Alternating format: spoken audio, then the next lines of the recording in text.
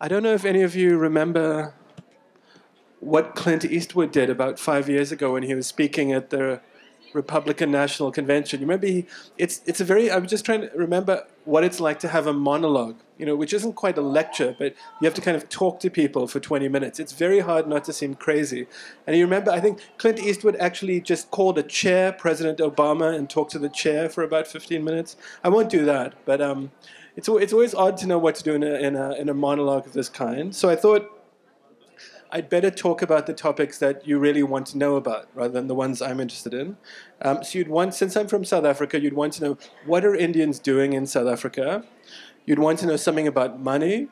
You'd want to know something about weddings. And since it's Africa, you'd want to know something about cannibals. So I looked through what I've been writing over the last few years, and I came up with kind of two pieces. If I can get time, I'll try and make it to the cannibals, because in a way, they're the most interesting part of the story. But really, I wanted to talk briefly about what has happened in South Africa over the last few years and how it's come about that essentially the president of our country has given over government of the country to two men. One is called Gayton Mackenzie, another is called Kenny Kunene. And Gayton Mackenzie's claim to fame is that he was a bank robber. And Kenny Kunene's claim to fame is that he ran a pyramid scheme about 15 years ago, was sent to jail, and subsequently has organized sushi parties in Johannesburg where you can eat sushi off the bodies of essentially naked white women. So how do you end up...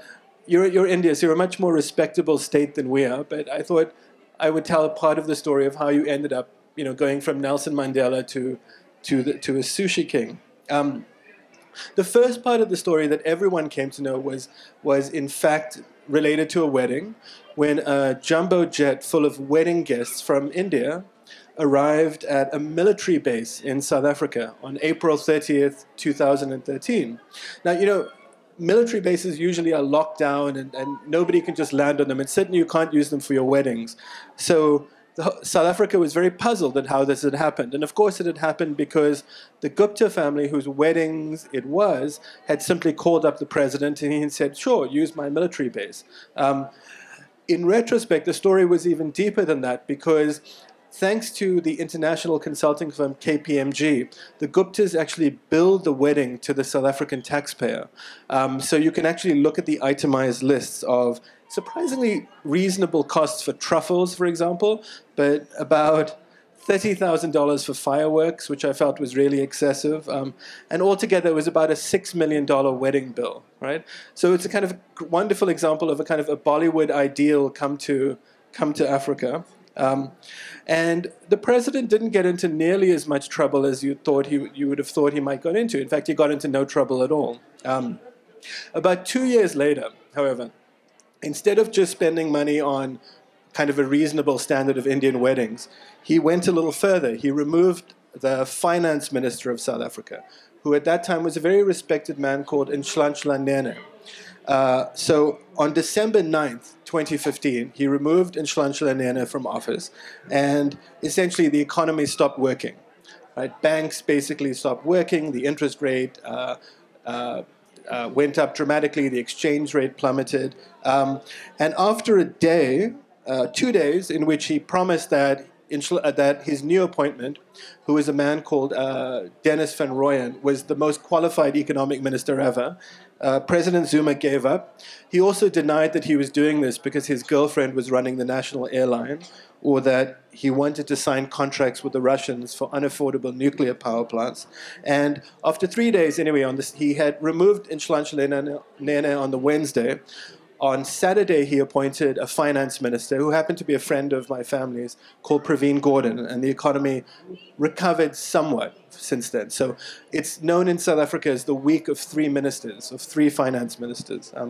And it continues to be an interesting question whether the finance minister who was in place for 3 days collects a ministerial pension as a result of his service for 3 days. Anyway, so then I wrote a piece about this, some of these issues, and I thought I'd read you a few pages of this piece. There are no cannibals in this piece, but if I read it quickly enough, I'll get to the cannibals. Okay. In July 1989, a friend visited our house in Durban. More or less unremarked when he left, was that he had also left a Toshiba laptop on our round table in our living room. And although we didn't know it at the time, that laptop was equipped to transmit encrypted messages between clandestine ANC operatives inside South Africa and their controllers, right, who are generally in Lusaka, in Zambia, or in London. Now, the visitor who came to our house would actually be the man who was reappointed finance minister in 2015, a man called Praveen Gordhan. Praveen had been trained as a pharmacist at what was then the biggest hospital on the continent, called King Edward VIII Hospital. And like many people in the late 1980s, he had a public profile as a pharmacist, as a kind of civil activist, and so forth. But he also had a clandestine life. And his clandestine life was as a Communist Party organizer and a militant.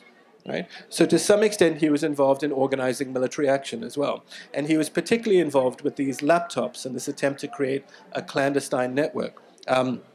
Now, he had worked as a pharmacist, but because of his political activities, he'd been dismissed from his job. But he continued to keep a pharmacy. And my mom was a doctor, and so what she would do was send her patients to have their prescriptions filled at his pharmacy. So we kind of knew their family quite well. Now, Praveen had been arrested 3 times in the 1980s. In 1981, he was arrested for various subversive activities. In 1986, he basically went completely underground, right? Which meant that he dressed in disguises all the time. And in fact, in our house, we'd often have strange people wearing sunglasses and wigs turning up at 3 in the morning, and Praveen was one of them. Interestingly, he often dressed as, he's not Muslim, but he dressed as a conservative Muslim. So he wore a long shirt and a cap and grew out his beard, and he often stayed just ahead of the security branch. One of the ways he does that, I just happen to know about my family's involvement because it was my mom.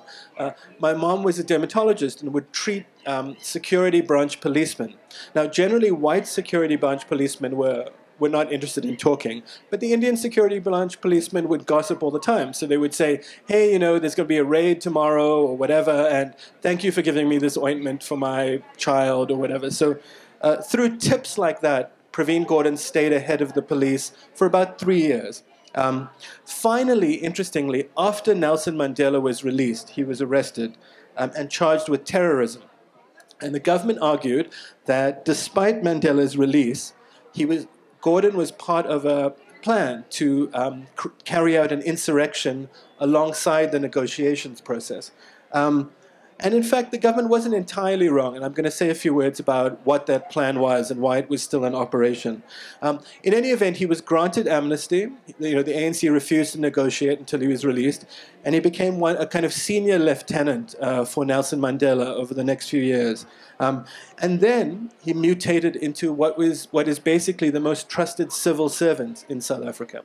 So it's a very interesting example of a kind of Indian presence in South African politics. Now, during his 4 years on the run, from 1986 to 1990, Praveen fell under the broad authority of Jacob Zuma, who was chief of intelligence for the ANC. Although they never worked very closely together, Zuma was his nominal boss. And for a long time, for the last few years, they were probably the oddest couple anywhere in political administration. And I'll tell you why. Partly because Praveen Gordhan was forced on Zuma as a finance minister because of this collapse of confidence in him, but also because Zuma constantly wanted to get rid of his own finance minister, so spent a good amount of time undermining him.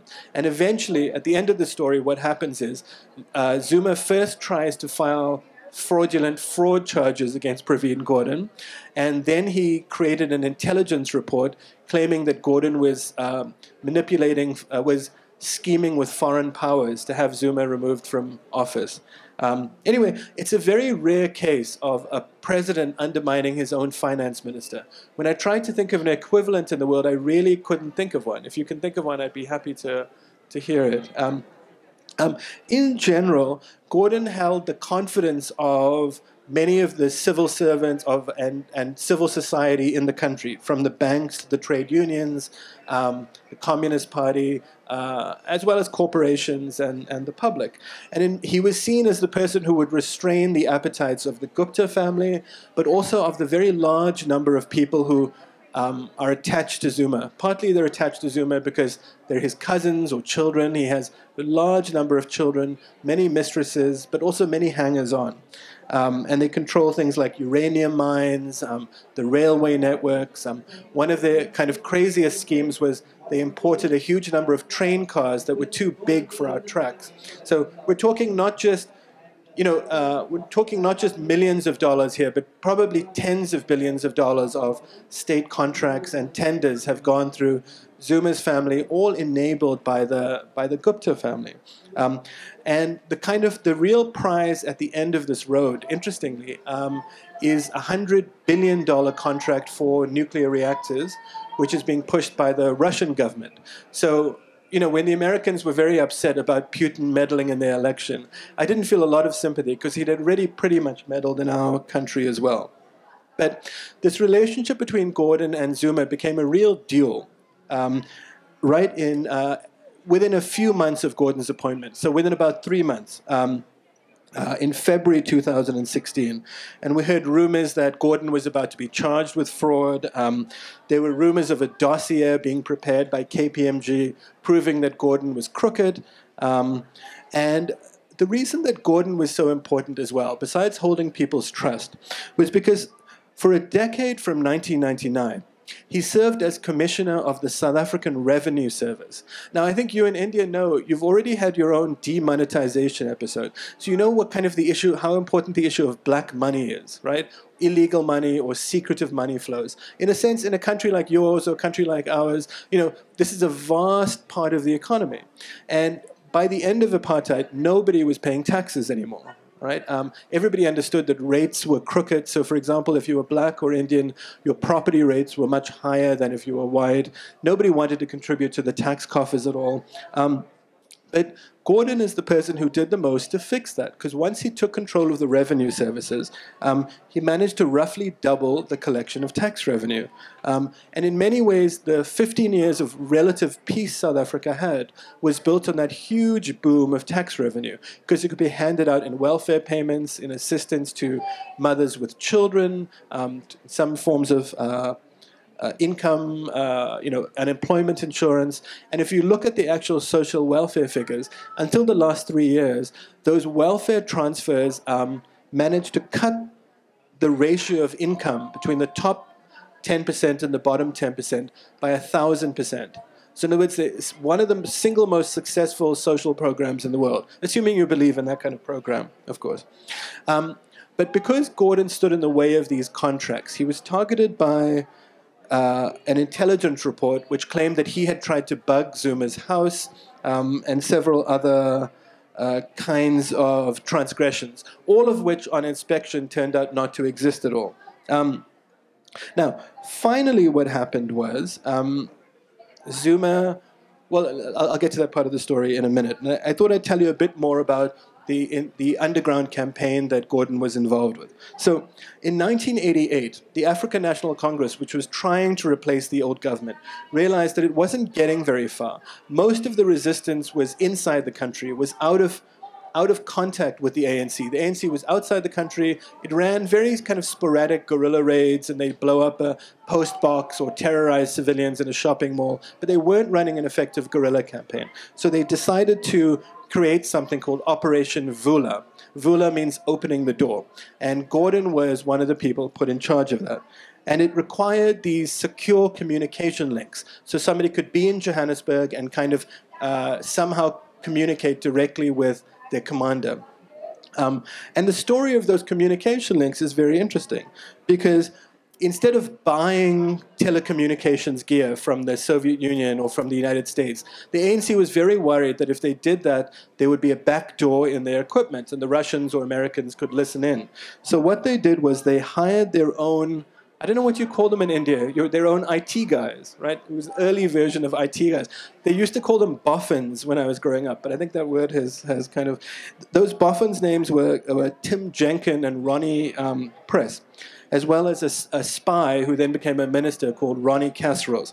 And they experimented with all kinds of different things. You can read about their experiments. They experimented with acoustic modems and touch-tone phones, kind of very big touch-tone phones, the size of a box. They prepared electronic calculators and one-time pads. And what they finally came up with was using these Toshiba laptops, Toshiba T3100s. They had a kind of red screen and they had 10 whole megabytes of memory. And that was the machine that came to our table in 1989. Now, at the time, there were lots of rumors that Mandela was about to be released, and he was, in fact, about to be released. But what happened was the democratic movement started to circulate papers saying, what should our position be in the case of a release? What are our positions? And those papers actually came to our house for my father to read. And just after they arrived, the security police arrived. So my father got my mother to throw the papers into the garden. Strangely enough, the security police searched our cupboards, but they never looked in the garden. And then the next thing they asked about was, what was this laptop doing on our table?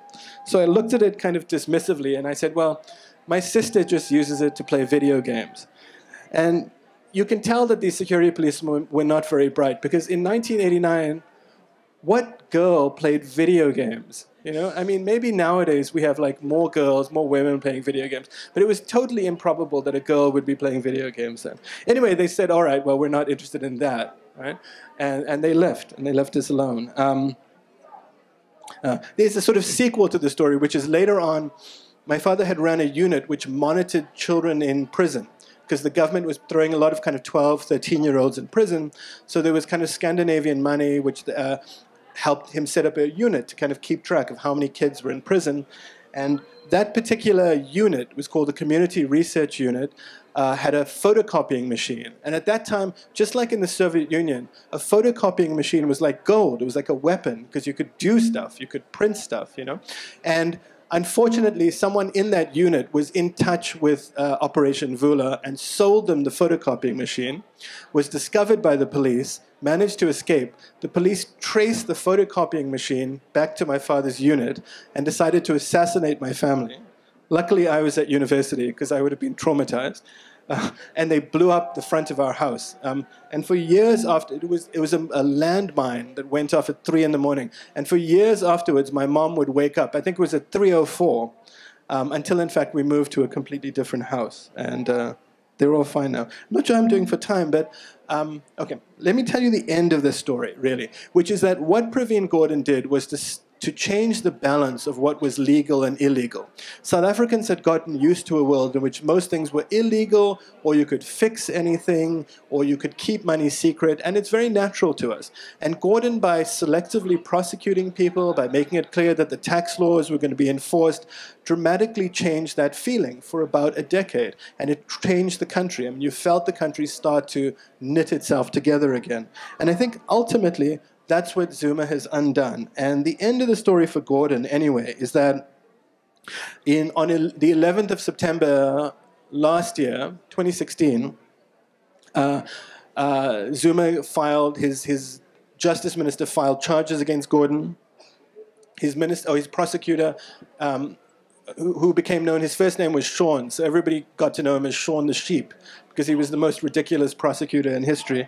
Within about a fortnight, it became clear that there was no substance to the charges, and they were dropped. But about 3 months later, Zuma fired Gordhan anyway, claiming that in this phony intelligence report, he was scheming with monopoly capitalism in London and the United States. And as a result, I mean, if you want to really see the true end of the story, you should look at our new finance minister. Essentially, South Africa has been in an economic recession for about 8 to 10 years now. We have had no economic growth since about 2008. And the best way to see how the story has ended, apart from the actual budget figures, which are horrifying, is to look at the Instagram account of our current finance minister, whose obsession is taking photographs of himself in three-piece suits And I mean, you really must look at it. And getting compliments about I don't know what a bay is, but apparently he's a bay. So just before the budget speech, he delivered a disastrous budget speech, but just before it, he has a very fetching, good-looking photo of himself in a three-piece blue navy suit sitting on front of the parliament. Anyway, so I thought that was an interesting version of how you come to have a state that's dysfunctional. Thank you, and I thought I could take some questions if you...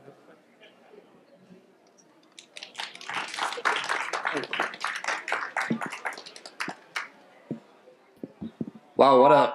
Sorry. Wow, what a...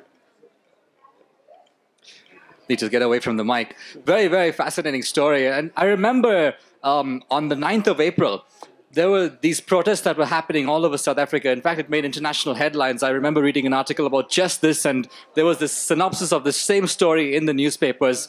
So there were these protests that broke out in the street. What happened as a result? Have there been any more protests? Everybody knows that the president of South Africa is involved in all of these schemes and scams. But what exactly is happening? Is there any change that's going to happen? Have the protests resulted in anything? Or is it going to continue to in this downward spiral for the foreseeable future? That's such a good question. Look, most people who are, like most writers, I think I'm more or less honest because I don't have to be like corrupt for my job because I can kind of say what I think. But like most more or less honest people, we think that guilty people, when they're exposed, are going to do something. They're going to deny it, or they're going to resign, or they're going to fight, they're going to sue you. The strange thing about South Africa is we can live in a state where we know our president is guilty as sin. And in fact, we put him there. When he was voted into office, we already knew he had effectively raped the daughter of a friend of his. He had a very disastrous record on corruption already. And I think there was a very interesting article in the London Review of Books about a month ago about why is protest so ineffective? You know, I mean, you saw people protesting against the Iraq war. You know, I'm sure you have protests in India all the time. Why is protest ineffective? And I think the truth is you ultimately have to have some gears of power that work. South Africa, the courts still work, and the constitutional court still works, and every time an issue has come up to it, it's repudiated Zuma and corruption. But the National Prosecuting Authority is under the president's supervision, so he's appointed people who simply won't take criminal dockets forward. The long-term prospects are very difficult to see. Look, South Africa always has ups and downs, and when we're down, we're really down.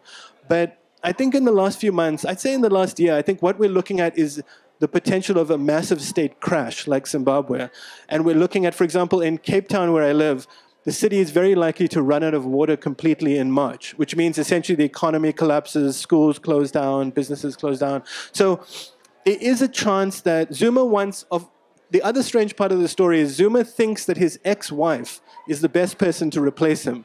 I mean, in some ways that's a compliment. I mean, how many people want their ex-wife to be in charge of the country? So he wants her to run, but she's been an ineffective candidate, so there's some chance she might lose. But I think, and there's some chance a man called Cyril Ramaphosa, who's significantly better, might win. But there's only some chance. But I think the larger question for me is, we're living in a country in South Africa, in a sense, which is controlled by gangs from top to bottom. You know, even us radical students are a gang. They told my university, you can't teach classes last week, so we had to all stop teaching classes. The transport system, what we call taxis, so buses, it's also a gang. If you take your own bus and start up your own company, you'll be dead within 24 hours. So what do you do with a country where from top to bottom it's controlled by gangs? I really don't know, so I'm worried. Is that why people are leaving? That is also true. Yeah. Hi. Yeah, very fascinating, and I'm sorry I might have missed something. But I was interested. You said that Gordon actually managed to change the balance. I mean, but you know, I still find South Africa so deeply unequal. Yeah. And I think that some communities, I mean, I think the Indian community has made strides post-apartheid, but you still find, and also geographically, you find that, for instance, there's no public transport system that, well, before the RIA came in, I think in Johannesburg or... You still have people, Africans traveling like so long without any proper buses or trains. How do you address that? I mean, is inequality not a problem? It is the single greatest problem we have. And the only thing I would say is everything people say about South Africa is right. There's a huge, even in a country which is majority black, there's a huge amount of discrimination against black people. There's a huge amount of sexism. Black women at the bottom of the pile live unbelievable, not all, but I would say 80% do have terrible lives, have to travel huge distances, are subject to rape rates that are out of control. When you look at the rape numbers, there are more rapes in my city, Cape Town, than there are in the whole of India per year. At least official rapes. I don't know if there's such a thing as an official rape, publicly reported rapes. So all that stuff about inequality is true. But I also think that, I mean, is it Deng Xiaoping who said, I don't care what cat catches the mouse, black cat or white cat? The left wing has trouble because ultimately you need to grow your way out of this. You need more money. You can only take so much money from kind of the white middle class because it just isn't enough to go around. So ultimately you need policies where people can start businesses and get jobs. And I think essentially we stopped giving business any credit. And I think to some extent, we have to give them some credit. We have to encourage people to open businesses and have confidence. But at the moment, I would think just very simply, there are vicious circles and virtuous circles. The vicious circle is when each thing you do, every rape, every murder, every act of corruption by the president worsens social trust, worsens our ability to work together, whereas every virtuous act kind of improves our ability to cooperate. So I think we really have to think in terms of single virtuous acts and trying to get onto a virtuous circle. The only consolation I have is I've been writing a book about Gandhi and his experience in South Africa, and in many ways the totally corrupt state that we face was a bit like what he faced, and he had to come up with ideas of how do you act when what you're facing is so grim. And I think he's a very useful guide in this. And so is Mandela, too, for what it's worth.